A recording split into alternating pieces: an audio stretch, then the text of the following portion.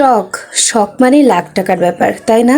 না, একদমই না। কিছু কিছু শখ আছে যেটা 1000 টাকা 100 টাকাতেও পূরণ হয়। হ্যালো বন্ধুরা, আসসালামু আলাইকুম। সবাই কেমন আছেন? জীবন নামক এই যুদ্ধে কে কতটুকু আপনারা জয় হতে পেরেছেন সবাই নিশ্চয়ই আমাকে কমেন্ট করে জানাবেন। আমি তো আমার জীবনটা নিয়ে প্রচুর টায়ার্ড। এত পেরেশানি, এত প্রবলেম, এত সব কাহিনী কিভাবে যে আমি সহ্য করে বেঁচে থাকি মাঝে মাঝে সেটা আমি বুঝতে পারি না। তো যাই হোক, সেই সব কথা বাদ। আজকে আপনাদের কি বলি, একটা স্পেশাল দিনের কথা। আজকে আমরা আমার মেজ বোনের ছেলে আরিশ তার গড়গড়ি দিব। গড়গড়ি মানে কি বুঝেন? একটা বাচ্চা যখন হাঁটা শেখে, তার হাঁটা শেখার উপলক্ষে ছোট্ট ছোট্ট করে পিঠা বানিয়ে সবাইকে খাওয়ানো, এটার নাম হচ্ছে গড়গড়ি। এটা হচ্ছে গ্রামের একটা সুন্দর রীতি। আমার তো এই কালচারটা অনেক পছন্দ। আমার ছেলে আরিয়ান যখন প্রথম প্রথম হাঁটা শিখেছিল, তারও আমরা গড়গড়ি দিয়েছিলাম। আর আজকে আমার মেজ বোনের ছেলে আরিশের পালা। ওই যে দেখেন পিছে বসে খেলা করছে তার আম্মুর পিছনে, সেই হচ্ছে আমাদের আরিশ। আর এই তো কাকি, ফুপু, দাদি, মা, খালারা সবাই মিলে বসে পড়েছে এখন আরিশের গড়গড়ি বানাতে। ছোট্ট করে গড়গড়ি বানানোর রেসিপিটা আপনাদেরকে বলে দিই।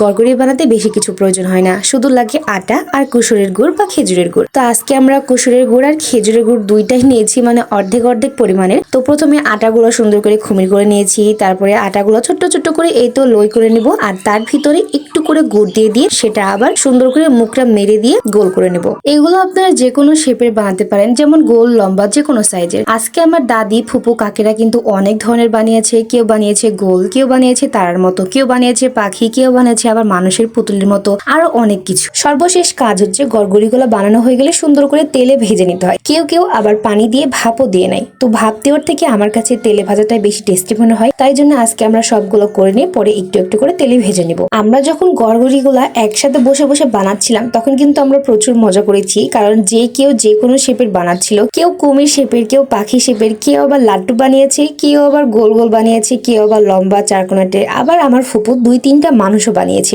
যাই হোক, এত মজার ভিতরে আমাদের গড়গড়ি বানানোটা শেষ আর ভাজা হয়ে গেছে। দুপুর বেলাতে সব রান্না বান্না করে আমরা শেষ করে রেখেছিলাম, আর বিকাল বেলাতে সবাইকে এক জায়গায় ডেকে নিয়ে এখন আমরা সেই গড়গড়িটা দিব। আর গড়গড়ি দেওয়ার কিন্তু একটা নিয়ম আছে। আমাদের ছোট্ট বাবুকে এক জায়গায় দাঁড় করিয়ে তার মাথার উপরে কিছু একটা রেখে তারপরে গড়গড়িগুলো ঠেলে দিতে হয়, আর গড়গড়িগুলো এইদিক ওইদিক গড়গড় গড়গড় করতে করতে চলে যায়, আর তারপরে যে যার মতো কুড়িয়ে নিয়ে খাই। গ্রামের এই ছোট্ট রিচুয়ালটা খুবই প্রয়োজনীয় না, কিন্তু তারপরেও যে যার শখ অনুযায়ী এটা করে। আর আমার কিন্তু এই রিচুয়ালটা খুবই পছন্দ হয়। আমার আরিয়ানের বেলাতেও আমরা খুব মজা করে এটা করেছিলাম, আর আরিশের বেলাতেও কিন্তু সেম, খুবই মজা করে সবাই মিলে এক জায়গায় হয়ে এই সুন্দর রিচুয়ালটা আমরা পালন করেছি। এইখানে কিন্তু আরিশ একটুও দাঁড়াতে চাচ্ছিল না, কান্নাকাটি করছিল, তাই জন্য তার মা তাকে ধরে নিয়ে দাঁড়িয়েছিল। আর তারপরে সব গড়গড়িগুলো দেওয়া হচ্ছিল, আর বাচ্চারা আর আমি আর তার সাথে আমার বোনেরা সবাই মিলে কুড়িয়ে করে খেয়েছি। যেরকম পরিমাণে গড়গড়ি বানিয়েছিলাম তার কিছু অংশ আমরা এইভাবে গড়গড় করে দিয়েছি, আর তারপরে যে যার মতো কুড়িয়ে খেয়েছে, আর বাকিটা আমরা সবাইকে হাতে হাতে দিয়ে দিয়েছিলাম। আর এই তো আমাদের ছোট্ট